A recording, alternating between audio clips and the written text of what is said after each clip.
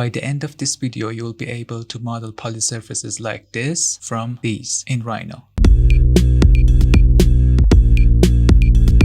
Hey, welcome back. From this point on, we are shifting to a more project-based approach using real examples to apply the commands we have learned. We won't complete this studio apartment entirely here, but we will do the key parts and finish it in future videos, turning it into a solid portfolio piece. As you saw earlier in this playlist, I had a sketch of a studio apartment plan and we were going to work on it. Now I've taken a screenshot of that sketch and placed it directly into Rhino. You can also take a screenshot yourself, paste it into Rhino and follow along. Just make sure to go full screen for better quality. So for example, you have the screenshot in your clipboard. You can just use Ctrl V or paste like this, and then you're going to have something like this. Or you can save your picture somewhere in your computer and use picture command. Then you can place it like this. So for example, I place it here, but after that you need to scale it so it will fit the dimensions you want. I will just delete this and I will just use distance. And here this is 6.3 and from here to here this is 3.6 meter. So after you scale it to that dimensions, you can just draw these lines as you like, and then I completed it to something like this. All of these lines are 2D and line commands that we covered in previous videos. So if you want to know how to draw these, just check out the previous videos in the playlist. So we have a toilet here and like that we just draw these lines here, and I changed the layer to layer 1 with the red color from here so you can see them better. And I assumed the height of this roof 2.6 and we had an offset 0.40 meters from top and 60 centimeters from left side here. And then I had a reference. You can just search some windows or glass doors in Google or Pinterest. You can use this or you can use your own.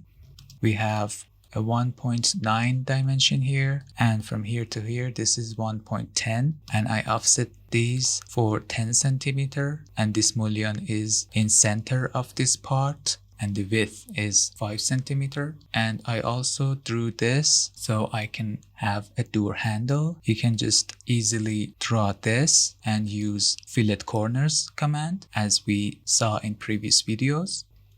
And this is so easy. You just move this 40 centimeters to up and you resize the lower part a little bit. So I just moved these 5 centimeters to center so we can have a nicer and more complicated form here. So let's start with the first command.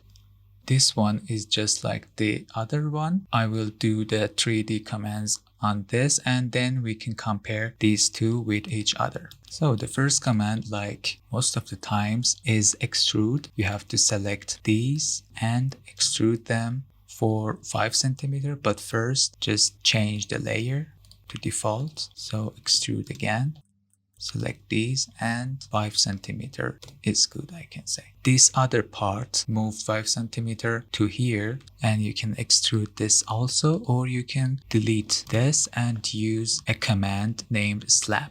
So you just change the distance, so 10 centimeter is good, and you can change the direction, so inward is good, and click here, and then you can change the distance, so 5 centimeter is good. As you see, we have our other part here, but these surfaces are a little bit different, so I will just use merge all coplanar faces. And this is like normal like the other one. Then for example, we want to model our whole unit. So I just use box. This is another polysurface command. And I will extrude it till here. So this is good, but we want to have walls and roof, not a solid single box. So you can use shell command. Change the thickness to 20 centimeter. And for example, select your roof and press enter and it will do something like this. But we have to move this 20 centimeter to down so our level is right, and then I should move this face 20 centimeters to up or you can just draw your walls one by one and extrude them to up. So I think we have another problem here. You have to move these also 20 centimeters to here and to here. Dimensions are more precise. Now we want to make a hole in your wall. So easily draw a rectangle here using polyline. Use shift to here and use control to here and use C to close your curve. So use cell last. This will select the last object you were working on. So it will select my rectangle and I can extrude curve to here. Extrusion distance doesn't matter, so I will just click here and use BooleanDifference. So subtract from this with this and press enter or space and delete this one. So this is good. And now we should move these to here. We will complete the balcony later, but for now the next command I want to show you is sweep. We covered it in previous videos. Choose sweep 1.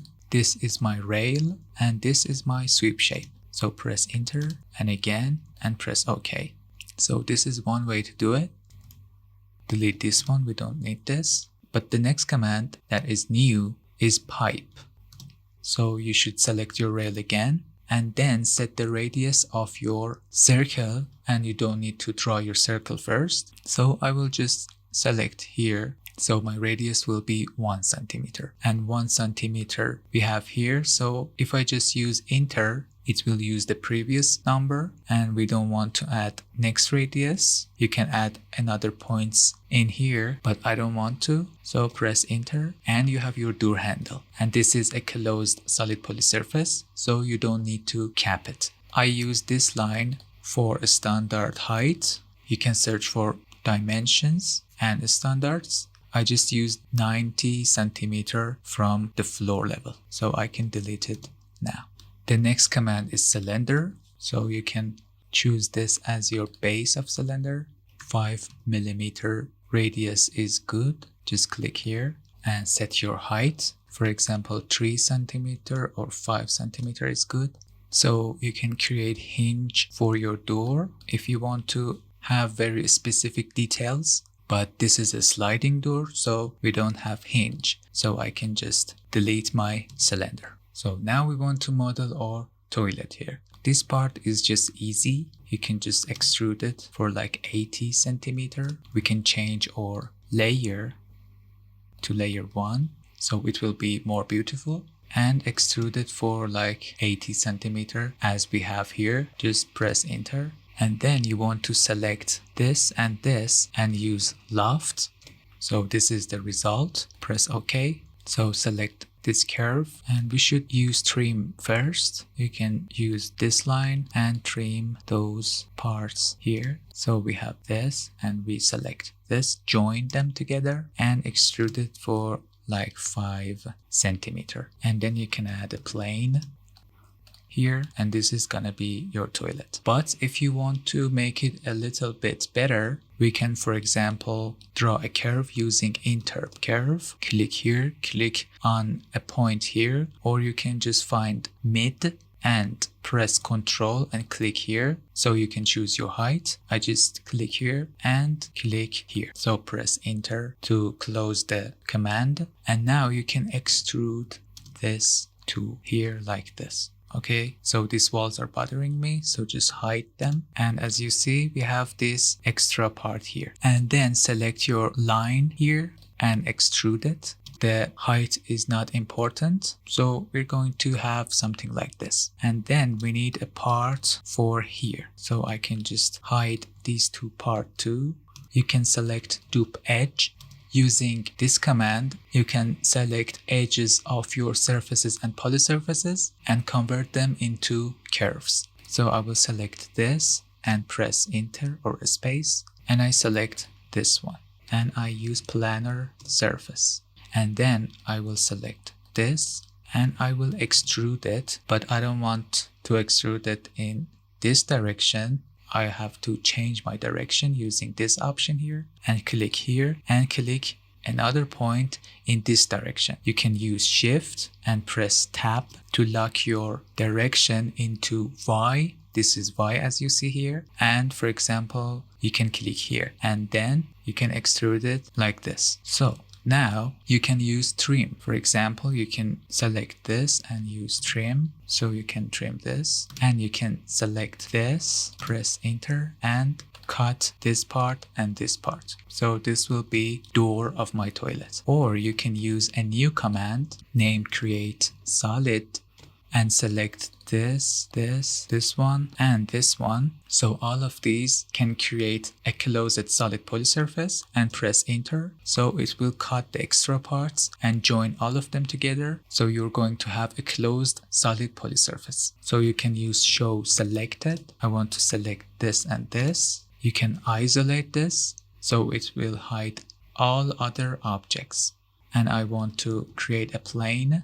I will use vertical and draw it like this. So we can use trim to trim these extra parts, join these, and then you can use cap to convert it to a closed solid polysurface, and then use unisolate. So this is going to be my toilet, and I can, for example, move it up for like 1 centimeter and then show your walls. We can create some of these lines, so I don't need these.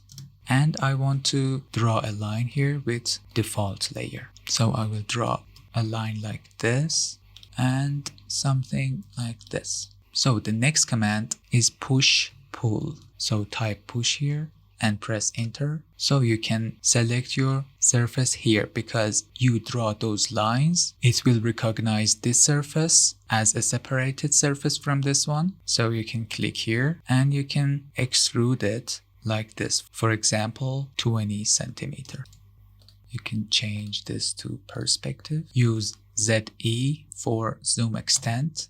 So this can be like a shade or an extra volume for aesthetic purposes or something like that. And of course you can create another one and do the command again, press enter, and then you can set the distance for like 90 centimeter. The other command is TextObject. The text is a 2D object. We will cover it later in drafting and dimension episode, but TextObject is gonna create a 3D object using text. So for example, if I type P for E, that is the logo of the channel. P is parametric and 4E is hexadecimal for N as nerd, parametric nerd. So click OK. You can change your font or your height. I will just click OK, and this is here, this big one. So you can easily just extrude it. This height is good. I don't type any precise number, and you can just scale it. So hold shift and click here, and for example you can type 0.10. it means 10%, and then you can move it, click here and type 180 and click here, and you see the direction is like this. So you can type 90 and use move, click here, move it here, use the OS snap to meet here, and this is gonna be our text object or a number for a plate or something like that. So that's it for today. In the next video, we will cover editing polysurfaces. So make sure to subscribe so you don't miss it. If you enjoyed this tutorial, please leave a like and drop your questions in the comments below. And for project collaborations or any help, feel free to connect with me on LinkedIn. See you in the next one.